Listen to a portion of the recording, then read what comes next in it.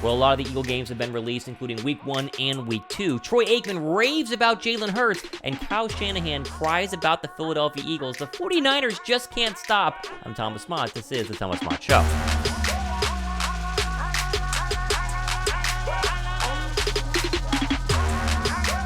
What's up, guys? Thomas Mott here. Welcome to the Thomas Mott Show on a Thursday. We are getting very, very close to the full schedule released by the National Football League tonight at 8 p.m. However, we do have some brand new official announcements for Week 1, Week 2, and Week 13 to go along with the Christmas Day game against the New York Football Giants. Week 1, are you ready? Drum roll, please. It's the New England Patriots on the road. What a very interesting Week 1 opener. We don't know the exact time on this one. My guess is it's probably a CBS afternoon 4 o'clock kickoff because it probably won't be Sunday Night Football. But you see the tweet here from Philadelphia Eagle News, quote, the Eagles open the new year, or the year against the Patriots is an interesting choice on Tom Brady Day in New England, celebrating Tom versus the last team he lost to in a Super Bowl. Added bonus, the defense gets to see Juju, end quote. So a lot of storylines there. Obviously, they've not played Tom Brady, or they've not played the Patriots since the win in the Super Bowl. They've not seen Tom Brady since they beat him in the Super Bowl with this play.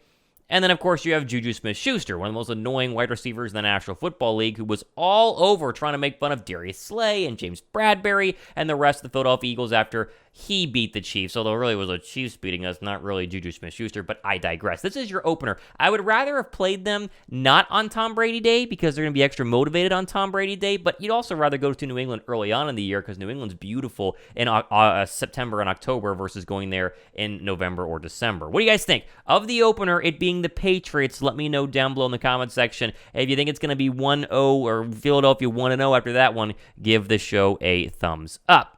We also have a couple of other leaks here. You throw the official schedule up on the screen. Patriots is official. Vikings Week 2 on Thursday night. So back-to-back seasons where they're home and playing on a night primetime game against the Minnesota Vikings. Week 2 this past season, home on Monday Night Football. They have a very short week for Thursday Night Football, which honestly, really, really good. One, it's home. You always want home games for Thursday night. And two, you get your Thursday night game early on in the season. You don't want your Thursday night games to be later on in the year because then it's Week 10, and then you have a really tough game on a Sunday, short trip for a Thursday. It's much better to go early on. I think this will be their only Thursday Night Football game, but they technically could have two. See a lot of gaps still remaining to be filled in the Eagles' schedule, but overall, these are your first two games. I think two very winnable ones. We mentioned yesterday, Week 13 against the 49ers. That is officially official. The Eagles themselves announced it. Hassan Reddick was on the Instagram or the official Twitter post. Pretty funny because he, of course, ruined the 49ers overall season this past year, but you do get the 49ers on Week 13 on Fox, not primetime. Bummer, but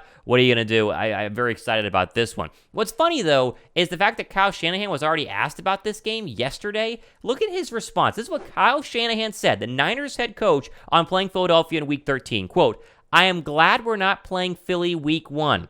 I want to play them at a better time.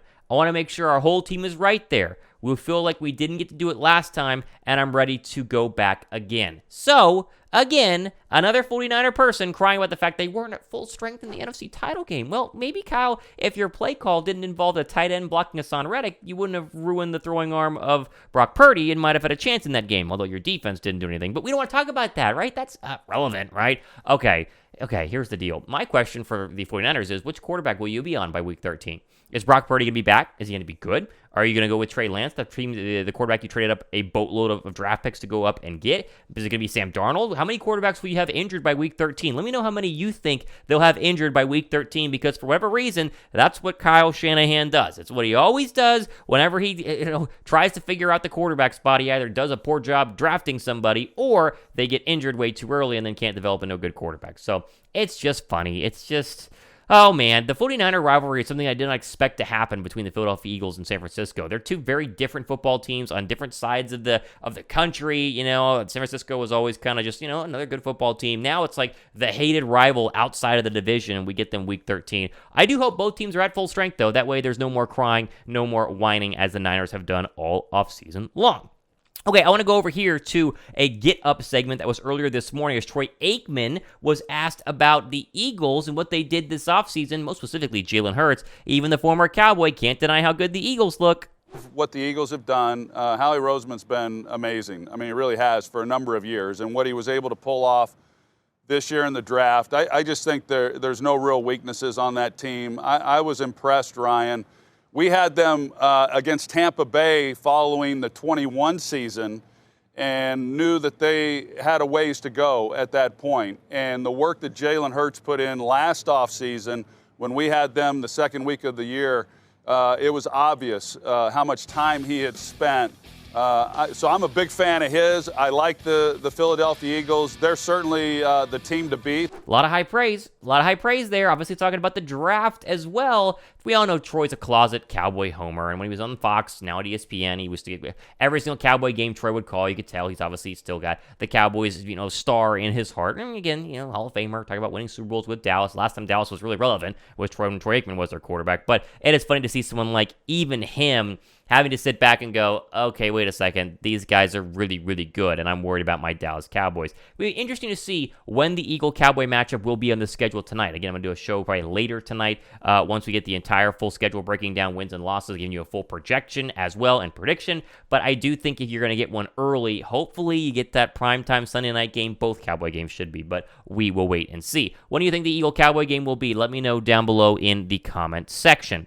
I want to finish up here with a wide receiver free agent option to present to you. Now, I live in Atlanta, and so I've been around the Atlanta Falcon fans for a long time. They love Mohamed Sanu. Mohamed Sanu, though, has been out of football recently, although there have been some recent Instagram and Twitter videos showcasing he's back in the best shape of his life, and he wants to sign with an NFL team per ML Football, and also some other real news outlets as well. Sanu has 4,800 career receiving yards and 27 touchdowns. He also has really a couple of touchdown passes in the past to Julio Jones. Sanu was one of the better 3, sometimes 2, or number 2 wide receivers in the past during those peak Matt Ryan Atlanta Falcon days. He could be an option to bring in if you get to training camp and you don't like how the wide receiver group is, performing. If you think Hasselwood is not going to make the roster, or Greg Ward's not going to make the roster, Zacchaeus is kind of iffy, Quez Watkins is not going to make it, then maybe you could bring in Mohamed Sanu. But he kind of fits the role of what the Eagles had in Zach Pascal last year. A big physical, block down the football field. They love Zach Pascal doing that. Maybe you bring in Mohamed Sanu, maybe you don't, but definitely an option for Philadelphia that I wanted to at least showcase here and see what you guys think about it down below in the comments section.